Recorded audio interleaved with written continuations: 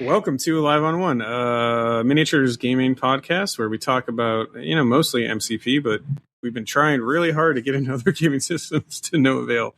I'm here tonight with Eric. How you doing, Eric? Good. Doing good. And sorry. I was just gonna say I'm really excited about this topic, but you can call me up. I am too, but before we talk about the topic, let's introduce the guest tonight, Kevin. Kevin, why don't you tell us a little bit about retake. Kevin, why don't you tell us a little bit about yourself and like kind of your history with miniatures gaming and or gaming in general?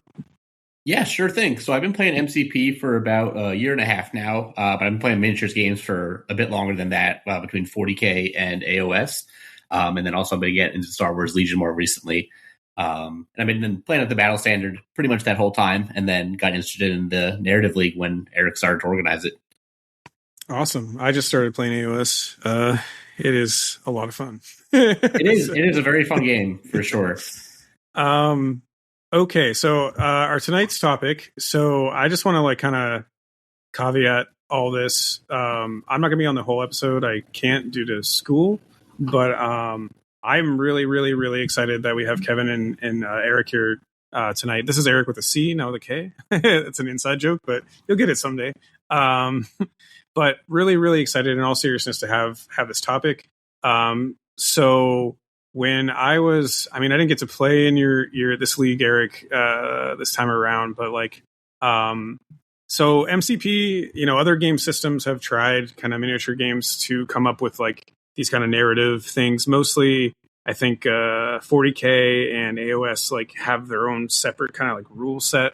For sort of, they have Crusade for 40K, and I think it's Path to Glory for AOS. Yeah, and they're kind of cool. Like I think they, at least I played them in 9th, and they needed some tinkering. The 10th iteration I haven't played yet of 40K at least, but there's certain game systems out there who are like trying to set up this like narrative thing, and within MCP or the context of MCP, we have like the kind of the boss battles boxes that come out to some extent. Like the Thanos one, the Dormammu one has like some missions, and like there's a couple others, I believe. But basically, the narrative scene's a little lacking. And Eric had walked me through a while back about what he was doing with this narrative league, and it's like really, really exciting and innovative. And I haven't seen anything like it in the space. This was before I invited Eric to be a co-host on here. But so, yeah, I mean, it's just really exciting. You guys both put like a ton of work into this, and I think like the wider community should definitely like appreciate this, because I know on the live on when we talk a lot about kind of like competitive play. But I don't think that's why most people play games in general. And like, so having like a really cool, really awesome narrative element is like super exciting. And I think I'm really excited for you guys to like share your thoughts and like kind of what you did and how to, recommendations on how to like kind of get started in this kind of like setup, or like just where you're going with it too is like awesome. So thank you both for coming on here. And before we dive into the topic though, we'll do our normal stuff.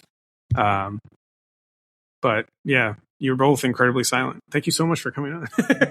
Yeah, no problem. Thank you for having me. What's that, Eric? I didn't want to interrupt while you're. Dude, I'm really excited. Like, such lavish praise. I mean, like in all honesty, like I don't know. I know you have a background as like a DM, Eric, in D&D, and it like really shows like your creativity in this league and like the involvement. And I know this isn't your first one that you just recently run, but it like really shows like the effort and like storytelling that you guys kind of perform here is next level. So it's really cool to have you. I've been wanting you to talk about this for a while. I just like it didn't work out. So. Yeah, thank you. And yeah, maybe soon to a store near you, audience member. Or a Discord near you. Yeah, probably a Discord very close to you. That's a reason to join our Discord. Link below. But anyways, so without further ado, we'll do our normal stuff. I'll kind of like just guide us through that.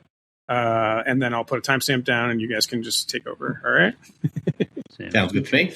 Cool. So, characters alive on one. And Kevin, why don't you walk us through your most recent Live on One experience? Sure thing. So I was playing Cabal this past Monday against my opponent's Kingpin Criminal Syndicate, and I thought for sure that a double tap from Kang would be enough to put down Rhino, who was holding 2 hammers, but it was not. He was left alive on 1, and that ultimately lost me the game. So a great Alive on 1 experience for my opponent.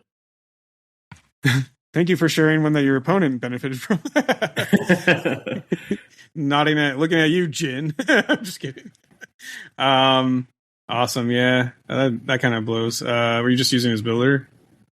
Yeah, it was just the builder. I didn't have the power for anything else because I was saving it up for one of his 2 team tactics cards because I've been experimenting with both of them. Oh, nice. I mean, I suppose there is 3 of them, but Steal the Future just doesn't seem worth it. Yeah, that one's a little rough. Even on paper, it's rough. So you really can't just score no points.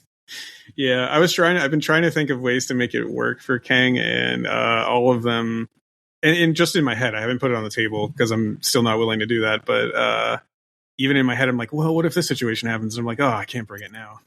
So,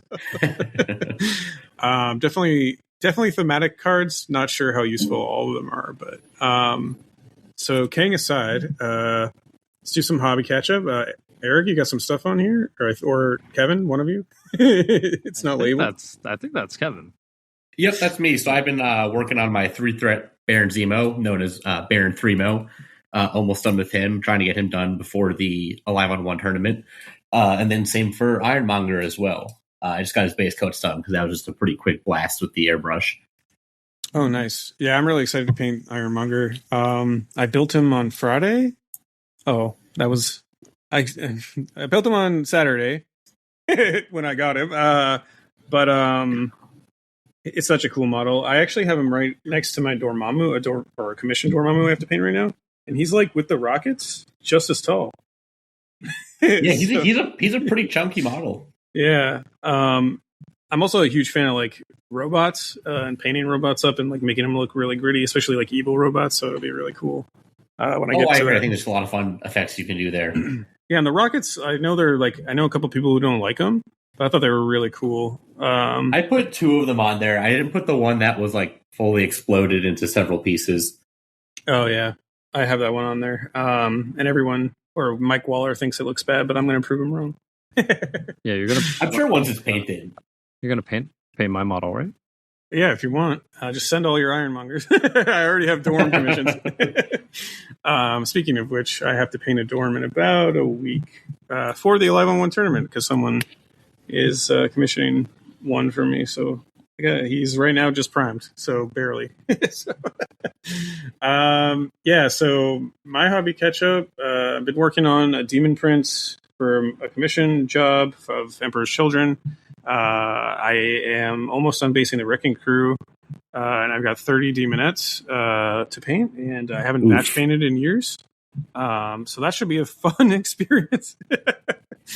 Yeah, I got to get those done in the next 1 or 2 weeks because I really need to get this first part of his stuff done. But anyways, yeah. And I guess I'm painting a dorm now that I just realized that. So I was about to say you could like batch paint them all and maybe take same color schemes. Oh yeah, I mean it's all the same color scheme. The only thing that's different on the Demonettes is I'm doing their like ribbons or hair a different color just to differentiate squads. So yeah, I mean like but the thing is like I haven't batch painted in well over 2 years. So we're about to see how that goes, and I think I just have to like lose a little level of detail. I'm so used to painting like individual models, from MCP. So it's like where you have the time and you don't feel bad, just like kind of sprucing them up. So now I'm going to like have to drop some detail to That's usually fine too, because when you have a whole blob of them, like a squad of 10 on the table, they look fine at a distance, even if they don't have that same level of detail on them. Yeah, exactly. It's just like to some extent now I'm like trying to be perfectionist, which I never was before with my painting, because in 40K I used to batch paint all the time, obviously. But yeah, I'll just have to let some things go. Cool. So Eric, nothing for you, I'm guessing? No, yeah, I haven't. I've been behind. Well, send it on over. Yeah. I'm gonna have you do it. All right. So our upcoming events, I only know about two. Apologies if there's more. If there are more and you want to advertise them, please email us at alive1@gmail.com or like ping me in Discord or something. But our upcoming origin, to be fair, our upcoming events. So we got the Live on One charity tournament, Midgard Games and Hobbies in Derry, New Hampshire, on March 21st. We've talked about that extensively. A lot of us are going to be there. It's around 30 people right now. I'm hoping it goes a little bit higher, just so I can tell you all miserably that you're playing 5 rounds.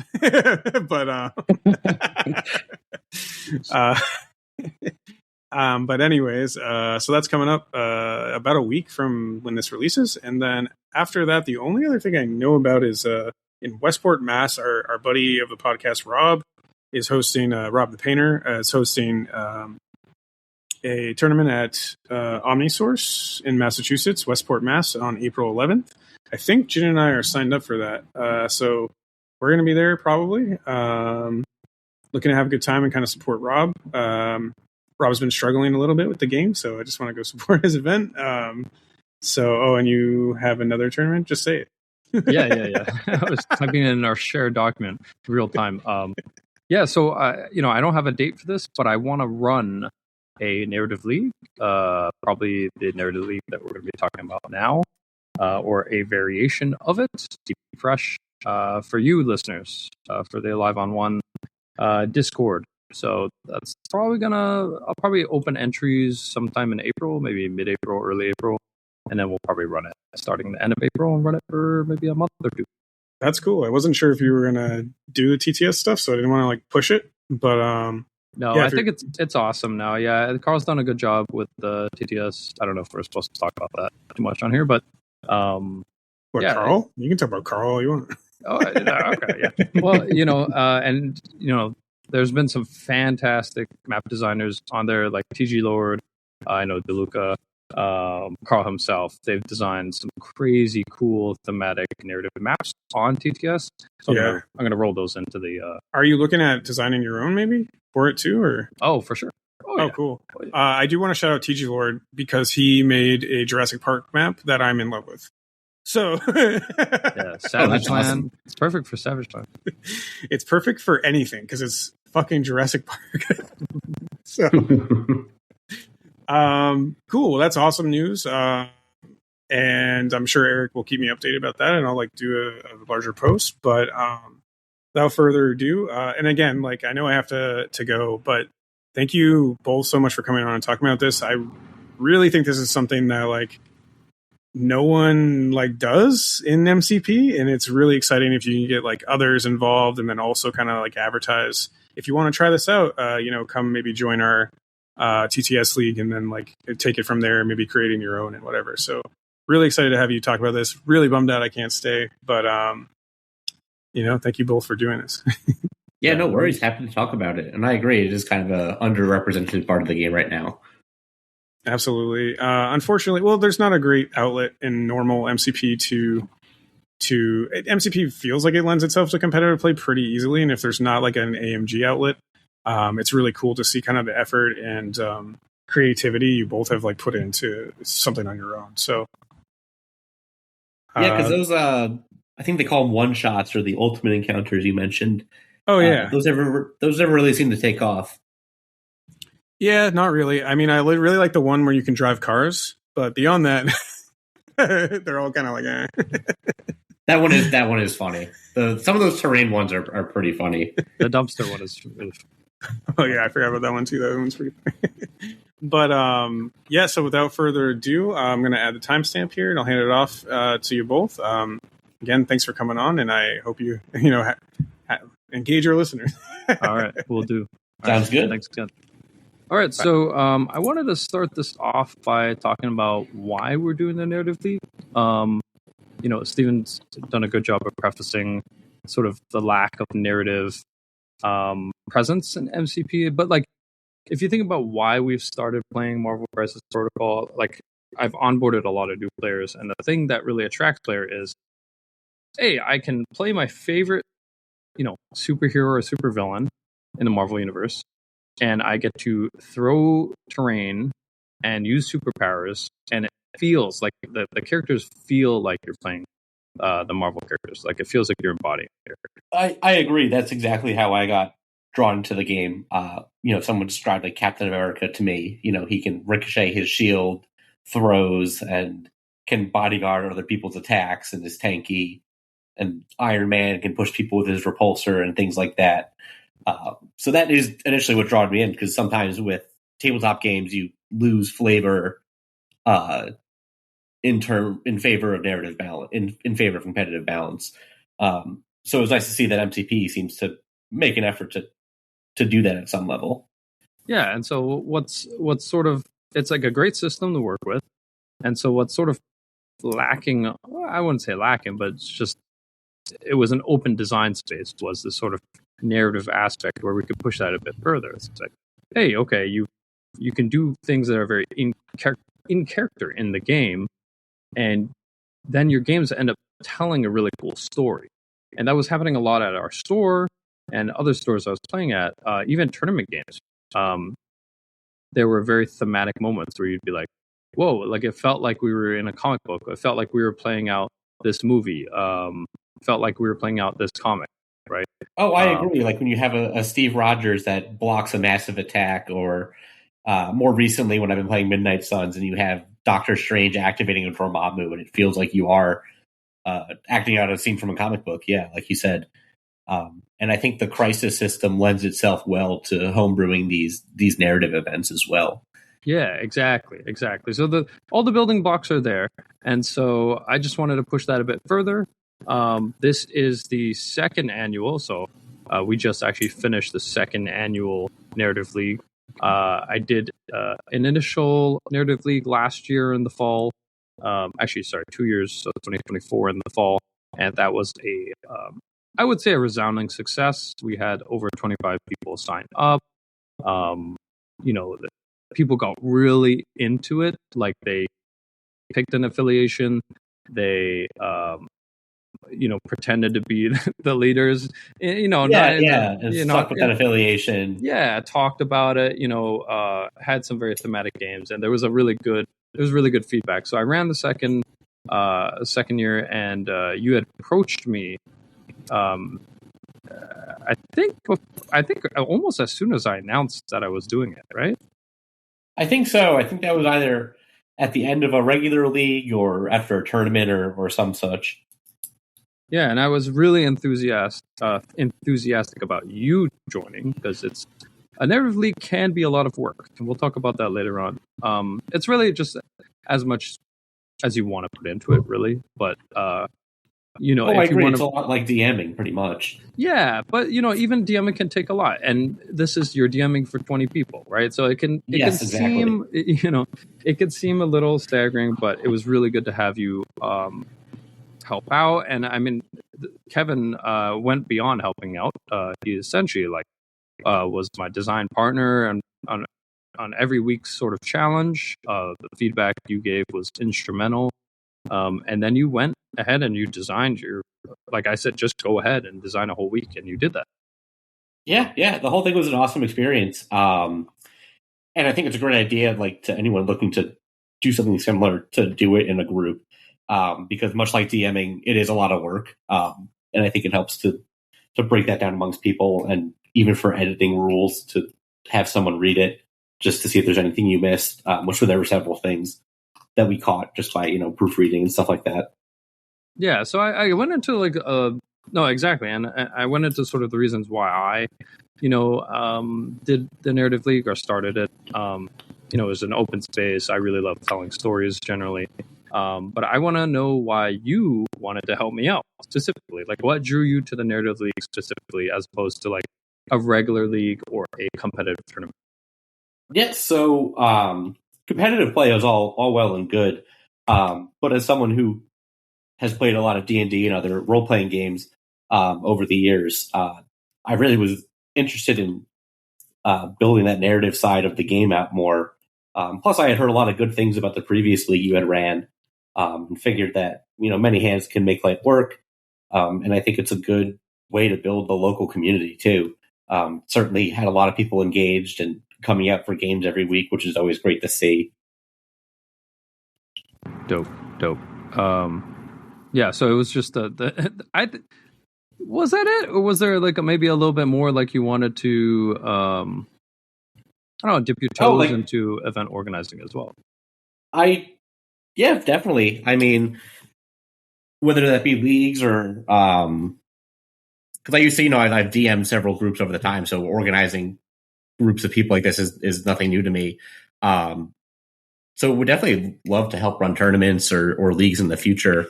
That way we don't just have the same few people having to do that, and then we can potentially run larger events at the store as well if we have multiple people running them. Yeah, and you hit the nail on the head, right? Like that's why we do this is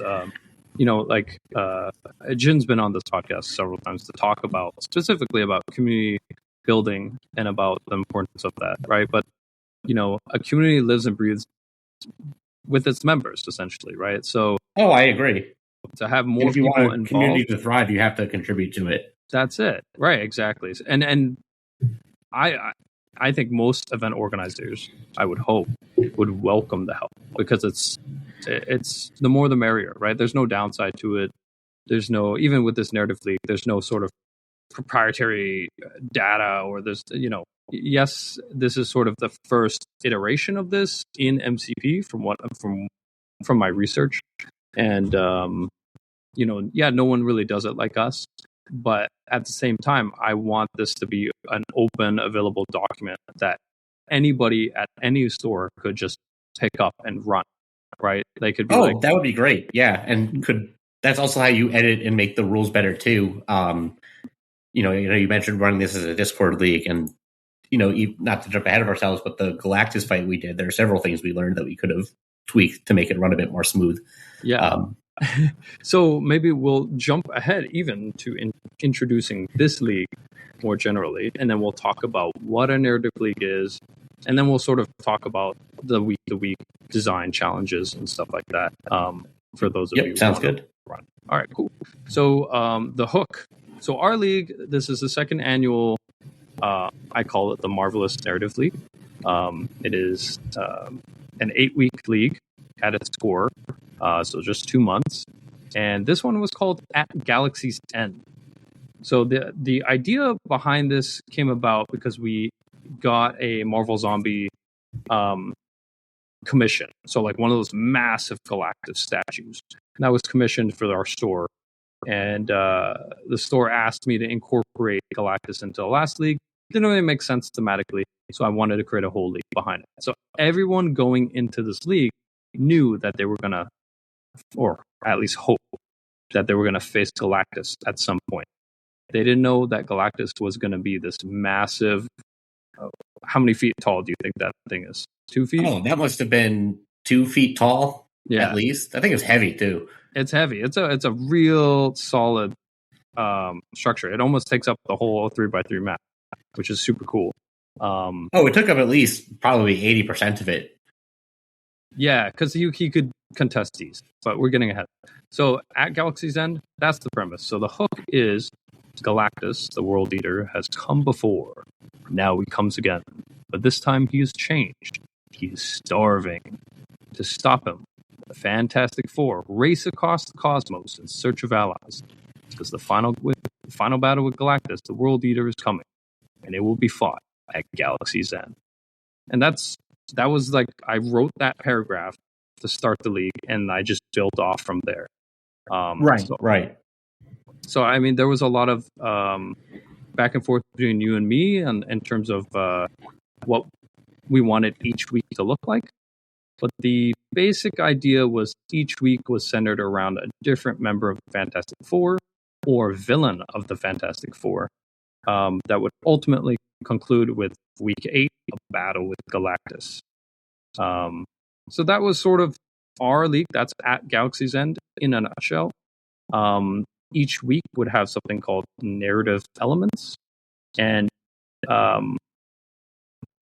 sort of jumped ahead here, but when I created the narrative league, and I think other people aspiring to do narrative leagues, we don't want to take away from what MCP is, what it looks like and what it feels like, right? We want MCP to still feel like MCP, Marvel Crisis Protocol, So the idea was to just introduce small weekly elements that were very lore intense. Would you say lore intense, Kevin? Yes, I would say so. And Yeah. typically, and either replaced or built on top of your existing crises. Exactly. So they just modified the game just a little bit here and there, some weeks more than others. Right, typically pushing the bounds of complexity that you would normally have on a standard crisis card. Yeah, exactly. And sometimes we even introduced entirely new crisis that also felt like you can play competitively. Yes. We didn't want we have a lot of competitive players at our store. Kevin himself is a competitive player by my estimation. So I didn't want the narrative elements to feel too narrative. In essence, like I wanted people to be able to craft teams around them. I wanted them to kind of be problems that people could solve. And that right, which was a really fun thing week to week, was seeing people in the Discord leading up to Monday nights going, who can I splash in my affiliation for this week, for this crisis scenario that we've came up with. Yeah, some people came up with some fantastic solutions, things I could never have thought of. For sure, especially for the end with Galactus. I was about to say, like, I woke up pretty early in the morning, and overnight there had been hundreds of messages sent between the people I was going to be facing Galactus with over what they were planning to do, which was great to see that much investment from people in the community. Yeah, so just to jump ahead, so the final week, I revealed Galactus, I think, a few days before the Monday night when we all play. And what had happened is, naturally, people formed groups, because while every week is a 1v1 game, just like Marvel Crisis Protocol, I wanted that last week to feel like one of those multiplayer encounter events. And so, right, like everyone teaming up to take down one giant boss. Exactly. Which, again, I think is an underrepresented part, not just of MCP, but tabletop games in general, having a sort of co-op mode. Yeah, and it's really hard to strike balance when you're doing something like that. So they had a shared threat pool that they could use, and they could increase that threat pool based on certain narrative things they had done in the game earlier in the weeks prior. But what was really cool to see, as an event organizer, was seeing people form these group chats that I was hearing about through the grapevine, that, like, because Galactus, his stats, and we'll go into that later, he is a very, very tough character to face off against. He has to be able to face off against 4+ players and give them a challenge. And so the players, Kevin included, thought of really clever ways to take him down. They were sharing strategies and characters they would take on the teams to sort of complement each other and exploit Galactus's weaknesses. And we'll get to the end. We'll see. We'll tell you how the 3 fights with Galactus went. But it was a pleasure to see from my end of things. Oh yeah, it really grabbed everyone's attention. And it was just a great way to end things too. But like you said, we can go into more detail on that later. So we'll just talk about a narrative league in general. You can make it however you want. I am just providing this sort of structure that has worked for me. But I can be sort of an intense guy when it comes to creating games and stories and stuff like that. So you could piecemeal it, right? You could just take parts of it. So essentially, it's quite simple. I just wanted players to pick one affiliation. They could switch throughout as long as they just asked beforehand. But I wanted people generally to stick with one affiliation, and then it would be a different narrative element each week. And in narrative elements, again, they centered around certain characters, but I also wanted to center them around certain comics. So I remember one of the weeks was centered around The Thing. And The Thing has this really great comic. It's issue 51 of Fantastic Four, called This Man, This Monster. And I really wanted to embody that week. And so, spoiler alert, that week was about saving civilians and looking at yourself as a affiliation. Are you willing to save civilians and put pressure on yourself and make the game harder for yourself? Or are you willing to sacrifice the civilians to just get that win? Kevin, what did you think about that week? Oh, I loved that week. I thought it was a great, not only just narrative mechanic, but it made people think twice about throwing terrain if they had to suffer a consequence for doing so. So I think that encourages people to think on a narrative level as well when the gameplay mechanics are pushing them to do so. And it was also funny to see people playing strictly heroic factions going out of their way to save civilians. And I think we had someone playing Brotherhood of Mutants who kind of did the reverse. And then I was playing Red Skull 2, who was just tanking collisions with the terrain. And I joked that's where he was getting his Hydra grunts from. So I thought that was one of the best weeks. To be frank, I thought that was really fun, and it was great to see people's different reactions to it. Right. So I mean, so just by and thank you for that insight, and just by creating a little narrative spin each week by introducing one unique crisis or one token on the field that represents something, you can naturally create these narrative leaks. You don't have to go next level. And I will admit I went next level after that with creating a whole roleplay Discord that was optional, of course. But I think that helped a lot because the roleplay aspect really helped fill in a lot of the blanks where now we just kind of have to put a framework week to week about what's happening, and then everyone can type up how they interpreted their gameplay into a little story, which I thought was awesome. Yeah, and I think it's important to make it all optional, though, because, right, we're all comfortable. I agree. Yeah, like some people are comfortable with writing and role-playing, and some people are comfortable with that, but other people are not, right? Like I remember when I was younger and not as comfortable in my skin, I used to get really self-conscious about role-playing and pretending to be a character. For me, that was actually quite difficult, especially growing up where in an Asian household where none of that was allowed, right? Right. No, yeah, I get it. No drama, I totally like agree. That's why, having it optional but lightly incentivized, I think it was like you got one league point in our league pool. Is like a nice way to push people who might be interested in it to maybe commit to doing so. But then people who don't have to feel pressure too, because it wasn't like a massive part of the league by any means. Yeah, so the roleplay aspect was optional. It's all for, you can get points through it, which help you get awards and rewards at the end of the league. Any good league actually has to have good rewards, in my opinion. If for the first one, at least, right? I did things like bingo. So like I went around and I looked at what was working in other tournaments and what was working in other leagues.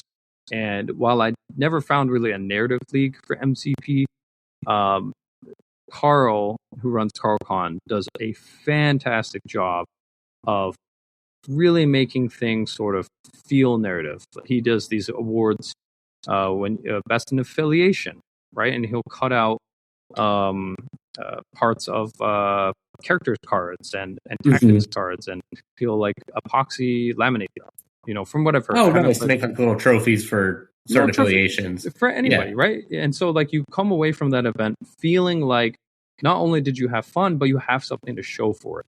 And so that's why I think rewards are really important. And rewards don't have to come in the form of money, store credit, boxes. They don't. They can be something fun, like a character token or something a character portrait, something you scrawled up. Exactly. Yeah. A model a 3D model that you painted. Oh yeah, even like some 3D print models or a couple of like foil tactics cards and stuff like that. Right. So, and so what I stole from CarlCon, and Carl, was the bingo, right? I stole bingo as well from him. And people in our league had done bingo, but I think bingo is a great way of allowing people to play do the narrative thing, but also feel like they are not going too far, right? Yes. So we incentivized it, right? So every box of the bingo, you get 2 points, and that would be equivalent to 1 game played. And if you got a row, you'd also get another 2 points. So it really incentivized people to do narrative things in the game. So I'll give you an example. Or Kevin, do you have an example that you can give for a bingo?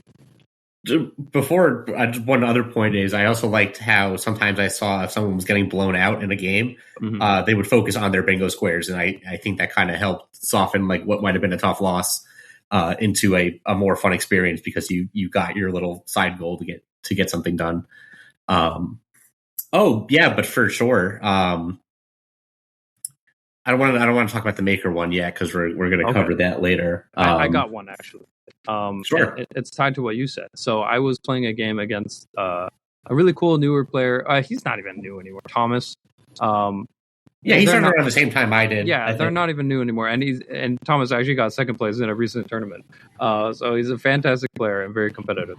But Thomas was playing against a Inhuman list where I ran Thanos, and Thanos was just getting crazy rolls. Like he just blew out in Thomas's Web Warriors, like just by sheer dice. Right? That's just how it went. I wasn't even playing. Yeah, that's just how it goes sometimes. Yeah. And so Thomas made the decision. He said, hey, well, this game is worth 2 points and 3 points if I win it. Or I could just try to get some bingo boxes. And one of the bingo boxes was, essentially getting your team kind of all dazed and getting conditions on all your characters, right? I wanted things in the bingo that incentivized people or like you said, reduce the feel bad moments of the game. Right. Oh, I had someone who had getting tabled as one of their squares, and it's the first time I've seen someone cheer when they got tabled. So that's what Thomas did. Thomas let his whole team get tabled, and then he had his Spider Ham throw an oversized hammer at Thanos and actually dazed Thanos. That's awesome. It was a super thematic moment, and that's what I really wanted to run the league for, right? It's like making these really fun thematic moments, like where you can still lose a game, but just be like, I had more fun playing that game than winning a regular competitive game, right? Oh, I agree. Yeah, and to go back to the Ben Grimm scenario, I was playing against Scott, another player in our group, and I was playing a hyper attrition list, and early die rolls just kind of make that snowball under Malekith's leadership. So he decided playing, I think he was playing Avengers that week because he was doing Avengers Inhuman, sort of dual affiliation, to just focus on saving the civilians. And which in part got up one of his bingo squares, but also felt like a really thematic choice to go with. Where you have like Malekith and these giant monsters attacking, and then you have the heroes focusing on saving the people. Yeah. Yeah, no, I was watching that. So that's the other beautiful thing as an event organizer. When you run these things, you can literally have fun watching people's games. You learn a lot, and I even played players like when they didn't have an opponent in a week. I'd play them, but it was really fun to just sit there and watch those games because I remember watching that. I also recall watching you go up against Super Skrull with we had Johnny. Yes, me and Johnny. It was Cabal and Criminal Syndicate, and we made a temporary truce to just beat the crap out of the Super Skrull. So it was like A-Bomb, Red Skull 2, and Malekith just kicking the tar out of him for a turn, which was really fun. And felt very thematic, like two criminal like villains sort of like meeting eyes across the battlefield, and then kicking the crap out of this alien before then ultimately fighting each other. Yeah, and that happens so many times in the comics, right? Yeah. Oh yeah, all the time. Yeah, like alliances of convenience and stuff like that. Right, and it happens. Which is I think MCP in general can do a pretty good job of showing, and then you can highlight by adding these additional layer of rules on top of it. Exactly, and it happened naturally. So that's the other thing is like I wanted to create a league where these things happen naturally. I didn't want to force them. So when if you're thinking about running your own narrative league or want to borrow our narrative league and make it your own, you really can just run the bare bones and it will lend to a narrative experience as long as you tell players and give them permission to do things narratively. So on that note, before we get to design, this is a part of designing the league itself. So, and then we'll have Kevin talk about how he designed one of the leagues. So when you're designing the league, you want to have these incentivized kind of buried in, right? So what I did was bingo. I gave each player, and again, these are extra things that you might not have the time for, right? But each player had 3 narrative goals, like secret objectives that only they knew about. Some of them were really easy, some of them were extremely hard to pull off, but they were all supposed to be thematic and in line with the sort of play style of the faction that each player is running. Those were a great. And maybe we can put some of the ones we had in like a Google Doc. But please do. Those were a fantastic element to add. It just had people playing in different play styles than you would normally expect. For example, one of mine was about sending people through the Black Bifrost and dazing them on objectives. So I was just launching characters through the Black Bifrost when I might not have otherwise done it. And it's always fun to see your opponents react to that and kind of piece together that this must be one of your secret goals.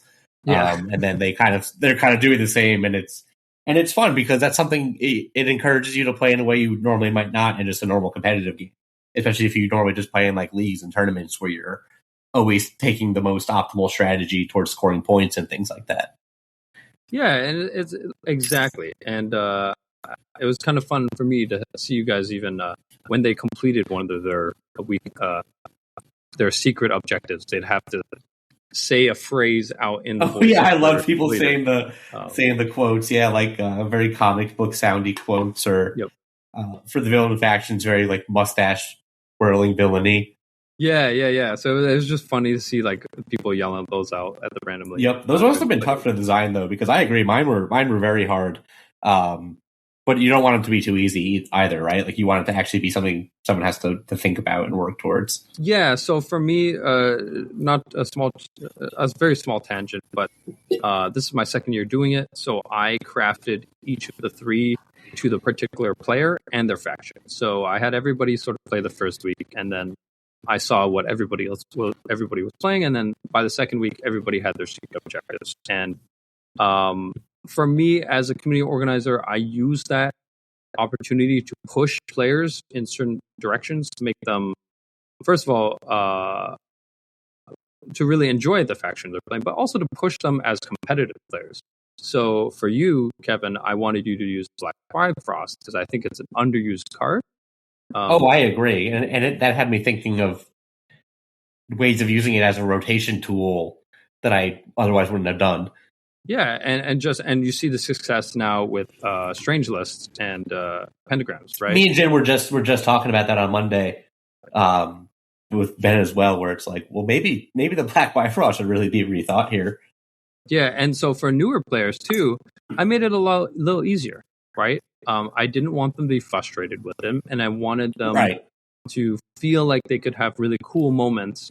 And so, yes, I kind of rigged them like newer players. I gave them easier ones, and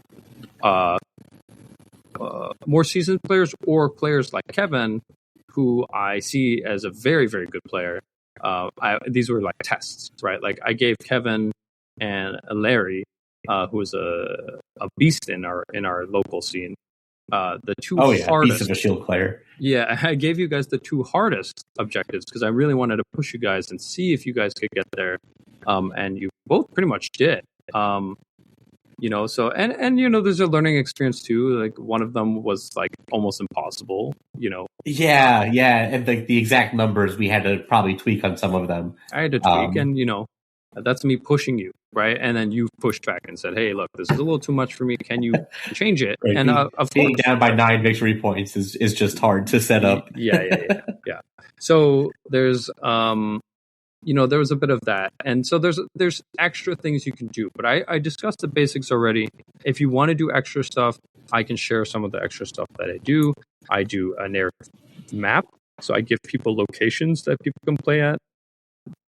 And if they win at that certain location, they get access to a narrative 6th tactics card. So when you run your game, you can bring an extra tactics card that comes from an area that you played at before. It can never go up above 6. So you have this sort of rotation of cards you can pull from that will be your extra tactics cards in the game. And all those tactic cards were all thematic cards that are very character specific and not the really strong tactics cards that are competitive. I also did affiliation reputation. So like depending on what they did certain weeks, they went up and down in affiliation or reputation, which affected the way the crisis responded to them and other people would respond to them. I also, we opened it up to a roleplay server. So I created a Discord where people could roleplay or just submit battle reports. And I kept it kind of loose there. Was there anything else unique that I missed, Kevin? No, but I do think the battle reports was also, a great idea because that captures both the competitive and the narrative side to things. Yeah, exactly. Oh, and the one thing I didn't talk about yet is the reward structure. So having players know how they can earn points and what those sort of points are going to lead to is really important. So I created 3 categories. One, of course, is gameplay, because everybody loves playing the game. You need a reward for that. But I also wanted to encourage hobbying too. It's a big part of our community that is not often given the roses that it should be, right? So I agree. And it's always nice to play against painted models as opposed to just gray ones. Yeah, and so I had people just, you will, in a whole separate category, if you paint models, you will get separate rewards. And so that really encouraged people to paint because and people to play because they didn't feel like people painting were competing with people playing. They were just 2 separate rewards. And I agree. I think that was smart to have it as separate pools. Awesome. Thank you. Thank you. No problem. And the 3rd category was immersion. So this is like the more narrative stuff. So like, yeah, if you finish your secret objectives, if you do the bingos, if you wear Marvel apparel or cosplay, which we had some players even wanted to do that. Or if you do a narrative roleplay post in the server for that week. You get points. Or doing very thematic things in the game. So in our game, we had certain Cosmic Force tokens that you could get. So we had force field tokens you could get. And so there were rewards for people who got the most of those as well. So I think having the rewards just put out there at the beginning really encouraged people and organized them, right? It sent people in the right direction at the end of the day. I agree, yeah. And it helps keep things transparent. And it gets people, because I think ours was 8 weeks of content, but we had 2 break weeks planned in. So, gives people that sort of thing to look forward to at the end, painting across 10 weeks or getting a lot of games in when they can squeeze extras in. Exactly. And so going back to those weeks, it's a good segue there, Kevin. Let's talk about designing each week's narrative. Because, I feel like this is where like people are going to want to do their own thing, right? People are going to want to create their own. They might not want to run Galactus and this Fantastic Four. They might want to run Savage Lands. Spoiler. Or spoiler for possible future leagues. Or maybe they want to run something else, like another Old Man Logan comic. Who knows? So, Kevin, let's walk us through the steps of designing your own week, because you designed a very awesome week, in my opinion. I had a ton of fun watching it and playing it. So tell me how that went. Yeah, so for context, I designed the week where we had the Maker and Reed Richards sort of competing over the same inventions, but the Maker corrupting Reed Richards' efforts to stop Galactus. And we had that represented on the table by, I think specifically this was the ultimate nullifier in the narrative sense. Yes. So we had this as invention tokens that were placed on or underneath nearby terrain on the board. And one of those would flip every power phase. And all we told the players was that they would meet their Maker at the end of that. and we wanted to leave that as a sort of open-ended thing, so that they could, decide if that's a thing they wanted to do, or if they wanted to stick with the more heroic Reed Richards. And from a narrative sense, sort of top down, I was trying to capture a scene from the comics. I forget which run of the Ultimates this was, where the Maker sends a bomb through a portal and just annihilates a whole city in a flash of an eye to get everyone to surrender to him. So I wanted it to be this big, impactful effect, but I also didn't want it to be a complete game changer where, nothing really mattered what the players had done beforehand. I didn't want to railroad them in a D&D sense. So from that, we represented it as if all those tokens got corrupted. We destroyed all the terrain I think it was either range 3 or 4. I think it was range 4. The set number. Yeah, range 4. Roll the set number of dice, and had all of them take that much damage equal to the crits, hits, and wilds. Gameplay-wise, Phoenix was kind of my inspiration for that, where she kind of blows up once you deal with her, unfortunately, all too easily, for anyone who's played with her. But I agree. I think that was one of the best parts of the league. It was so fun to roll the dice with them not knowing what it was going to mean, and then, removing all the terrain for the board. And one of our players, Johnny, found a giant crater in the store's terrain pile that we then replaced the center of the board with. Awesome. Which was so fun to just put down in the center of the board. I think the most we had damage-wise was, 5. So, several characters just getting KO'd by this bomb going off in the middle of the battlefield. And it was just really fun to see. Yeah, it was a good, I think everybody who did it, nobody felt like, oh, no way, oh man, that's not fair. Because you had prefaced it with, hey, you're going to meet the Maker, and and everyone was like, I don't know what that means, but it doesn't sound good. It doesn't sound good. Plus, but at the same time, it's as a DM, when you dangle a pretty obvious plot thread in front of your characters, their curiosity takes over. They want to know what it is.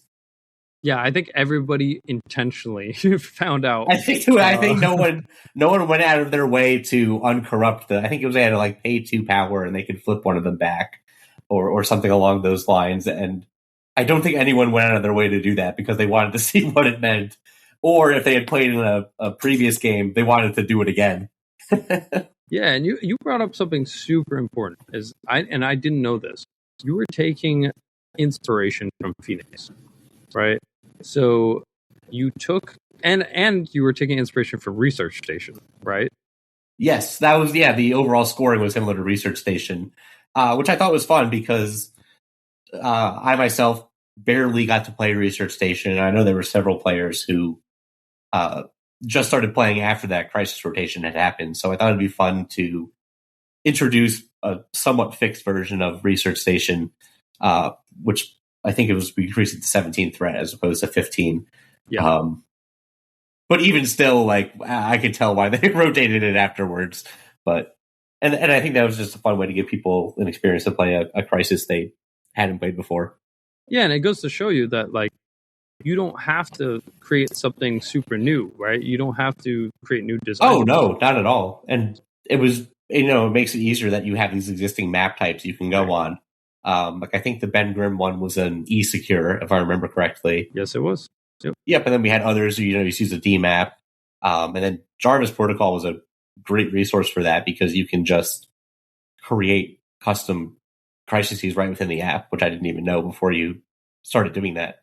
That was even a thing you could do. Yeah, shout out to Jarvis Protocol. So yeah, you mentioned you can create custom crises. You can also create custom characters, right? So if you want bosses running around, you can create those. And in fact, Galactus and all the other custom villains, Super Skrull, the Maker, well, I guess not the Maker, but an early version of the Maker, they were all created on Jarvis Protocol.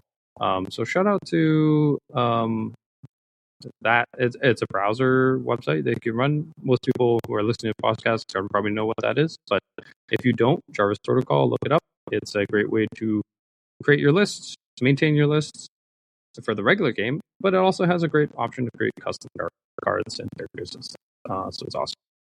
Oh yeah, and I think that goes a long way in making it feel more, I guess, like legitimate is the word. Yeah, no, legitimate is definitely the goal here, right? Like each week you got Crisis in cards that looked like official Crisis in cards. We were all very clear to say, hey, look, these are custom and these are not actual products, so don't sue us. But they looked good, in my opinion, and that was the goal. So yeah, at some point, check out the website. I created a website which has all of the At Galaxy's End materials on it. You can see what each week led up to. You can see the card, Galactus card. It looks pretty cool, in my opinion. Oh yeah, that looks awesome. Yeah. And yeah, so we'll talk about the final week now. The final week was running Galactus, and I think that is a unique experience itself to talk about because yes, you can run a league week to week and have these random challenges here and there, but running a final event or even just a one shot where it's a sort of multiplayer event, and there's a lot of complexity to it. So I'm just going to run through Galactus real quickly, talk about sort of some design there, and then Kevin, you ended up running Galactus. I did. I ran him in the third fight. So I want to get your take on that too. But first, and feel free to jump in here, Kevin. Yeah, for sure. But let's run through Galactus. I'm not going to go through everything on his card, but he has a card. I created it. He's got 6 defense across the board, 30 health. He's 10 threat, size 6, so he can't be thrown, pushed. He has DR2, damage reduction 2, which is taken from Hood. That's a very strong effect. Hood's transform size. He's got attacks that are... To clarify, a DR2 to a minimum of 0. To a minimum of 0, you're right. Right. It's even better than Hood's. Good point. Which as someone who's played against him was very frustrating. Yeah, and so there's a lot of different ways you can design villains, but for Galactus, I wanted him to be a galactic threat. Truly. Oh yeah, he needs to have staying power. He needs to have staying power, and he needs to just win. So at the end of 6 turns, if he's not taken down, he just straight up wins the game. So you have 6 turns to really come together as a team and define a team to take down this guy. And he's got superpowers. He's got a superpower that cancels other superpowers. And he's immune to some big activation. So he was immune to stagger, stun, and activation token effects. I probably should have increased his immunities as well because he ended up, as we'll talk about in a sec, he ended up being super... he was just every condition on the board. It was mostly Hex and Incinerate that was really just fucking him up. But right. Yeah, I agree, Pops. But he did have a way to remove special conditions from himself. He did, yeah. So he would remove a special condition at the start of the activation phase and cleanup phase, so that gave a lot of player agency, in between the activation phase and the cleanup phase. And his attacks, too, were all area and beam attacks. So they would affect multiple characters at once.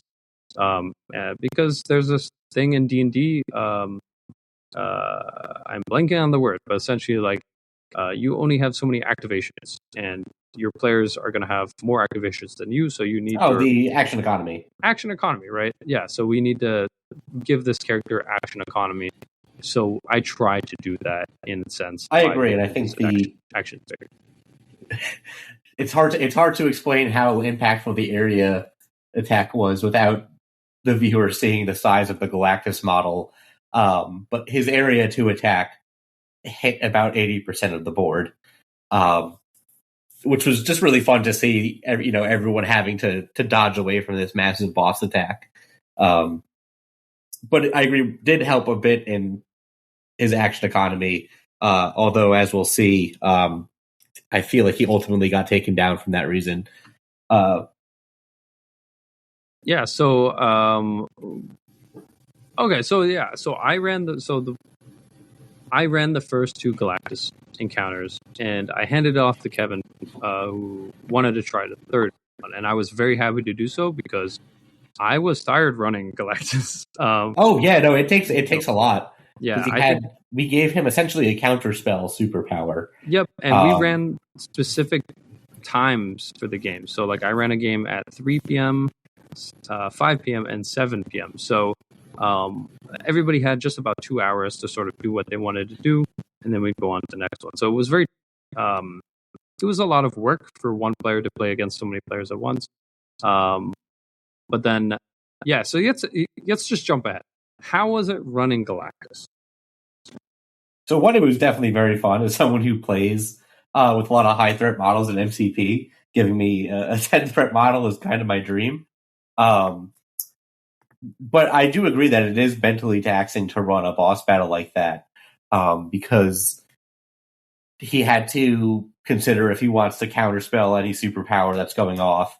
And with so many players, there was a lot of superpowers going off. So you kind of had to be constantly thinking about his power economy as well. But it was a lot of fun, like just shooting massive beam attacks at people, one-shotting magic at one point, and doing these massive area attacks. And I think the action economy and the special conditions was immediately apparent, because everyone figured out, giant model. What do? You give him Hex. Yeah, and what ended up happening was, well, Kevin, for the viewers at home or in their cars or wherever they might be listening, how many times was Galactus defeated out of 3 times? Oh, he was defeated all 3 times. All 3 times. And that is another testament to the players, because this character, the galactic threat, was not easy to take down, but they were able to do it. And I think that's the important part of this as a DM too. You don't want to TPK, right? You don't want to team party kill people. You want to give people a chance to win. And right, you want to strike that balance.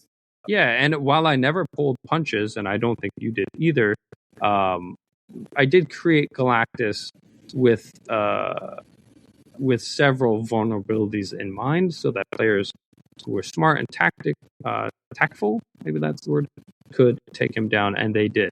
And Helios was a big part of that. I think. It's the biggest Helios laser I've ever seen, because they also used joint effort on it.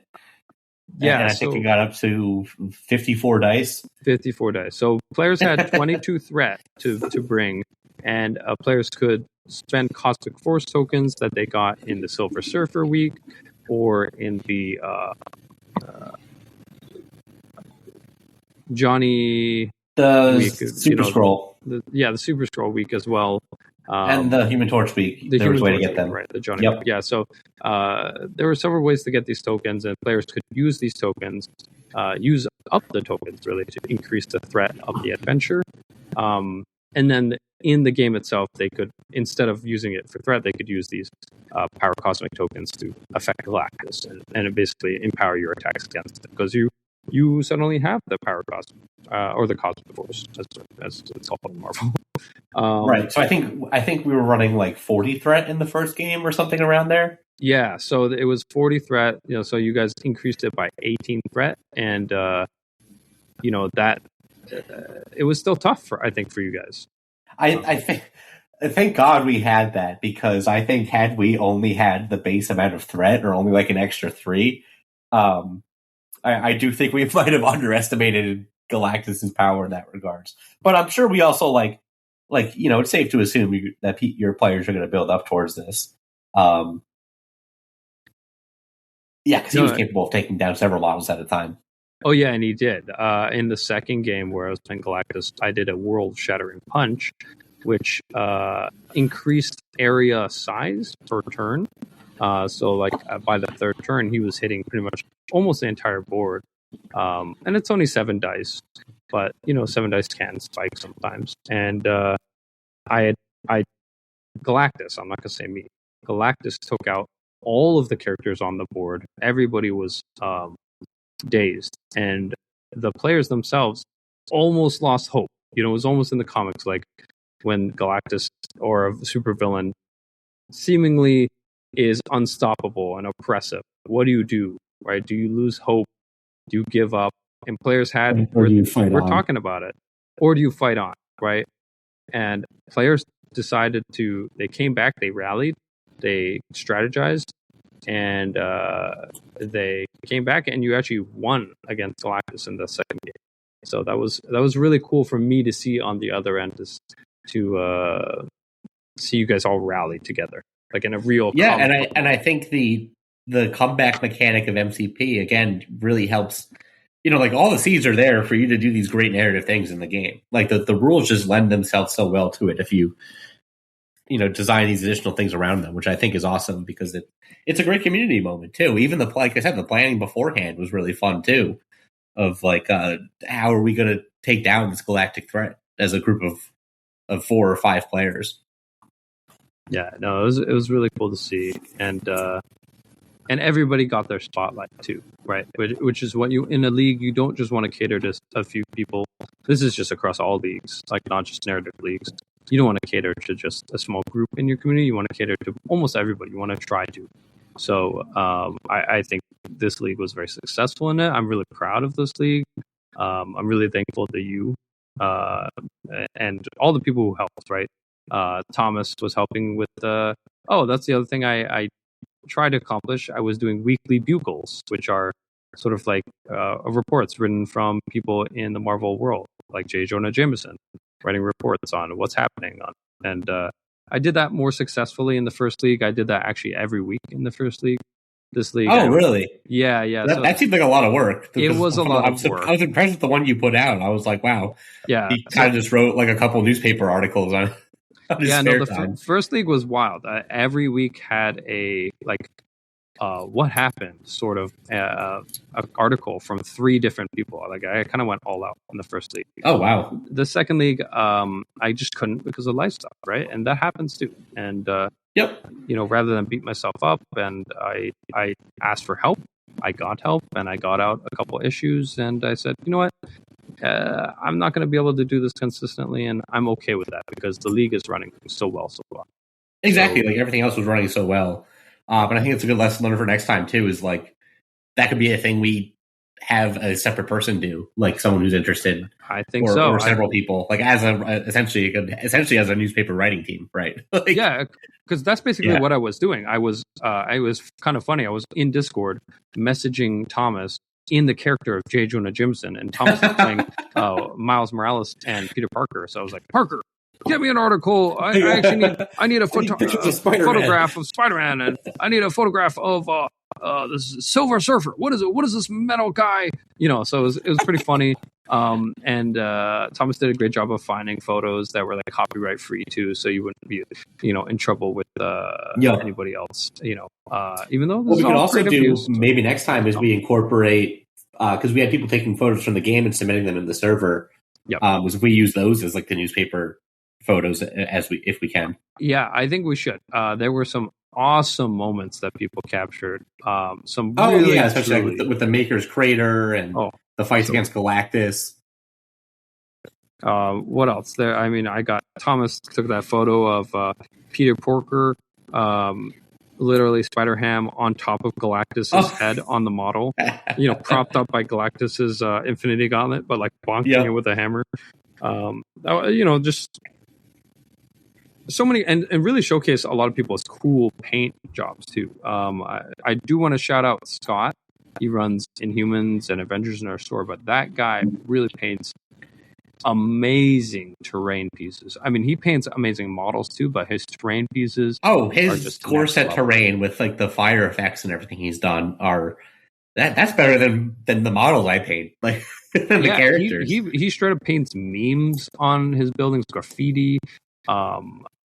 Little maps. He literally, on some of his tokens, he did a map of New York, and each one is different. So you have to know New York. Be like, oh, this is Central Park, this is Manhattan. And I'm telling you. So shout out to that guy. But it was really cool to have that in the game, and it added a narrative component to it, right? Without being specifically narrative.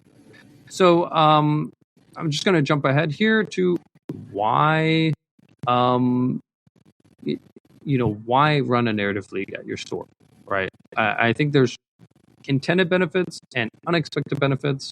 And I'll talk about the intended benefits now. Kevin, jump in if I leave anything out. But I think the intended benefits obviously is to foster community and to not drive revenue to your store, although that's very important, right? Your local stores live and breathe with your purchases, right? So I try to not buy on Amazon if I can. Truly, I try to buy from the store. Even if it's a little bit more expensive, I know I'm going to get the model right away, and it's going to support a place I'm playing at. It's going to keep the lights on. But outside of that, there's intended benefits for your community too, and for you too as an event organizer, right? Maybe you want to create a community. Maybe your community is small, and or maybe your community is not competitively focused, and you have a lot of players who just want to play fun, casual games. Narrative leagues are great for that. And the intended benefits are really apparent to me, right? I had new players play at the store. We introduced a ton of new players to the game. People were coming up to the Galactus battle at the end and be like, oh my God, you can play this? Like, I can play Venom, or I can play Blade. Like, I can play my favorite Marvel characters and fight Galactus.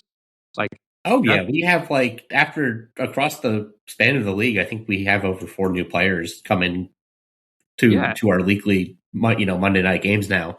And that Galactus fight certainly drew in a lot of them too, right? Like, that caught everyone's eye as they were walking into the store.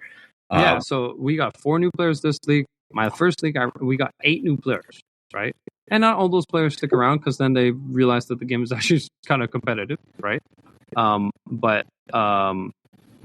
narrative leagues are great. We see new players come out who don't play at the normal games. And there are just intended benefits there for creating and fostering a community. Not only that, it kind of gives people the roses, and I use this term a lot, but it gives people recognition where recognition's due, right? So the hobby guys really get their recognition. Like, you're like, wow, you painted 30 models, you should get some recognition for that. You painted Dope Ass 3, and you should get recognition for that. And then people who are really fans of Marvel. Oh, you cosplayed and played a game that was fully in character. You should get a reward for that too. So, and the narrative league does, I agree. I think it's a great way to build the community. Unexpected benefits. We had a lot of people showing up pretty consistently on all these nights. Yeah. And I think it's a great way to show off your existing community, right? Like, to show like, hey, this is every week we're going to be here playing this. We put effort into this. This is an active community at the store. And I think that's a very positive way to draw in new people. Yeah, and I want to shout out some people too. So this part of unexpected benefits, as a community organizer, I formed relationships with people. So the first person and products, people with great products. So I really do want to shout out James Kerrigan at Midwest Protocol. He hooked us up with a really cool deal. He hooked up the league with some rewards. 4 play mats, a ton of tokens. Oh, those mats are incredible. Oh, they're amazing maps, right? Like the definition on the maps are, I love it. They're so vibrant. I love them. They're vibrant and they're bold really colors, cool. so you can see where all the markers are. And it's a fully marked map, so it's all the newest crisis, which is awesome. So shout out to Midwest Protocol. Check them out. They're on Etsy. Really affordable too. But this is not a plug. This is not, you know what I mean? It's like a shameless. It's not even a shameless plug. We're not being paid by them for this. I was really, really excited when I told him about my Narrative League, and he said, "I'll hook you up with the deal." Bear No Dice. I always got to shout them out. I was at PAX Unplugged, and ran into Bear No Dice, and they recognized me from RSMP Tabletop, the YouTube channel. And so I was telling him about the Narrative League, and he cut me a deal too. He's got to make money at the end of the day, so it's not an insane deal, but it's cool to see, right? And exactly right, like, it is fellow gamers supporting gamers. Yep, because tabletop gaming is a somewhat niche thing, so it is nice to have this supportive community that keeps it all going and helps it grow. Yeah, and I reached out to a ton of Etsy sellers, so a lot of Etsy sellers who they hooked me up too. with various things, accoutrements to the game, like custom dice, of course, tokens, stuff like that. You should obviously support AMG, AMG and all their products, but there's some really cool people who do dope things to help supplement the game, right? And so that was a really unexpected benefit for me.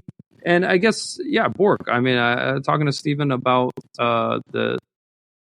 actually, I somehow heard of my narrative league before I even talked to him.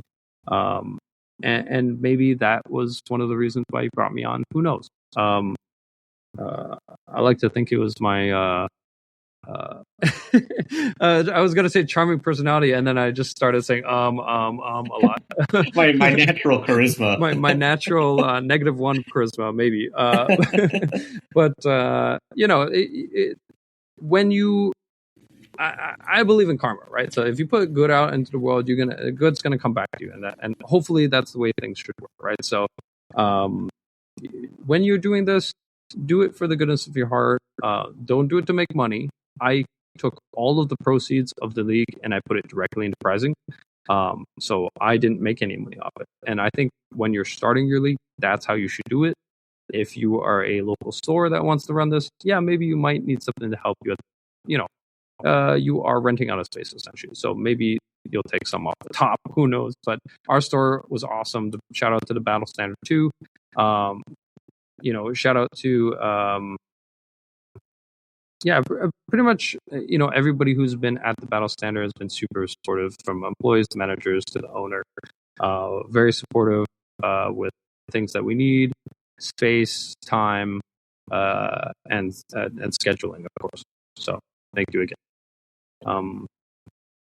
Did you have anything you wanted to add to that, or maybe how to run a narrative league, Kevin? I guess just for running it, just start with your narrative focus. Like, what's the story you're trying to tell, and go from there. Because the rules really do lend themselves well to it. And I think if you have a strong idea, you can really branch out into so many ways. And like Eric said, focus on the community aspects of it. I found myself getting far closer to people in the community through this league than I had before, whether that just be through weekly games because they were coming to the store more often, or chatting in between games, or even plotting to fight Galactus the night before. And I think this is just a really great way to build your local community. And it is such an underrepresented part of a lot of tabletop games, MCP included. So I think it was just an awesome experience overall. Thank you for running it. I know it's a lot of work to do these things. So. Yeah, but hopefully through this podcast, I'm also able to articulate that it doesn't have to be a lot of work, right? Like, it just happened to be a lot because I see it a lot, but you could really just take the simple idea and just run, your own spin of Crisis, or have existing crises or old crises, or even the War on Kings ones they had made that are perfectly fine, but they kind of rotated out because maybe they're a little busted competitively. No, exactly. Use those as a baseline. Yeah, like there's places you can start, and it doesn't have to be a one-man show. Like, you can have, if you have someone who is really competitive minded, you can have them write up the crisis ideas, because they can think of the unexpected interactions, and they make sure you get something really clean, and then you can have people focusing on the narrative, and then that's also how you get the community more involved in it too, right? If you're not just playing the games and showing up each week, but you're actually helping to build the league itself, gives you a sort of vested interest in it. Exactly. Yeah, and if you ever, if all else fails and you just need a little help, you can always talk to your store owner. Any store owner is going to want you to run something there because it helps them, right? It brings in people into the store. So, again, I want to give another shout out to the owner of the Battle Standard, Jared. When I first talked about running a narrative league there, he was very supportive and had a bunch of ideas. I didn't end up taking any of those ideas because I'm, what's the word? I just change my mind on a lot of things all the time. So I always think of better ways to do it. So, his ideas were really helpful, but I just had my own spin and I wanted to take my own way. And so that leads to sort of the segue before we do a sign off is I want to stress that these narrative games can run at any store. And if you need a blueprint, please reach out to me. I'm half and half on Discord, Eric on Alive on One. I'm in a ton of the Discord podcasts. I pretty much am in almost all the podcast Discords. As a listener or member, just reach out to me. You could reach out to Kevin, or even you could reach out to Bork or Jen or any of the people on this amazing podcast. You can try and get in touch with me. I will happily share my blueprint. I want it to be run at other stores. I want this to be sort of a accessible resource that people can just take and run, and just increase not only increase our local scene, but increase other people. Because I love this game. AMG has created such an amazing product that really lends to a narrative league. So I just want to support that in any way I can, even unofficially, right? I agree. It would be awesome to see other people running narrative leagues and see pictures of not even Galactus, but other boss fights people come up with. I think that would be so cool to see this spread to the wider Marvel Crisis Protocol community. Yeah, and Kevin, you're going to run the next one, right? You are co-running the next. I am. League? Yes, I am. I will be help co-running our upcoming Savage Lands League. I believe the plan is to do that this summer. Really looking forward to that. We have a lot of fun terrain and stuff like that to sort of play on a jungle themed map and everything. Looking for ways to incorporate dinosaurs into MCP and everything, which I think is going to be a lot of fun. Yeah, and shout out to Ken Fagan for that. He's a local store. He's a friend of mine. He had this initial idea, and so he's going to do the lore part, and I think Kevin's going to do more of the design part, and there's going to be a really cool meeting of mine. So look forward to that at the Battle Standard in Windsor, Connecticut, sometime in the summer. And there might be an online version of that later on for those of you who are further away. But I definitely recommend checking out the store, the Battle Standard, and playing with in that narrative league in the summer. I will also be bringing this narrative league at Galaxy's End to the listeners of the Live on One podcast. We're going to have probably a cap of 20 people. So if you're a listener, just express interest in the general Discord or shoot me a message. I've had a lot of interest already in running it, and that's why I've decided to run it online. This is not something I ever fully predicted. So jump in. We've done a good job on this podcast of not really spoiling any of the actual mechanics of any of the weeks. Just preface some of them. So you're still not going to know how to beat Galactus. We didn't share that other than... Oh, yeah. And there will be, if you did, there will be tweaks because we learned a lot in running those 3 games about how to run a boss fight and action economy and special conditions and all of that. For sure. So, check out the Alive on One Discord, email, check out RSMP Tabletop on YouTube. We've done a couple of videos with that, some collab videos. Just check out RSMP Tabletop anyways. They do a really good job of showcasing. They're an excellent channel. Yeah. Shout out to Midwest Protocol too. I love them on YouTube. They do really good MCP videos. And I'm trying to get them to do a collab with the Live on One soon too. Also, leave us a review on Apple or Spotify. I've actually just figured out how to do it. So it's quite simple. You just go to the episode and there should be leave a comment and a rating. Just do that. Leave a review. It really does help the podcast, bring it up to sort of popularity podcast, but also encourages Bork to, just keep doing this so while he's in school and not just leave a podcast 10 minutes into it. Sorry, my bad. I just thought I had to do that. And or other people to return to the podcast who used to be on it. They come back. That's another inside joke a little bit. Check out the affiliate link below. There should be one in the episode. And Kevin, do you have any final remarks, or do you want to let people know where they can find you if they want to message you about anything? No, just wanted to give a final shout out to the Battle Standard for letting us host our league there and for overall being a great place to play games. If you're ever looking for a game of MCP, we're usually there on Monday nights, and we'd be more than happy to play a game with you or walk you through it if you're new. All right. And with that, Godspeed, Galactus. Talk to you later, folks. All right. I'm just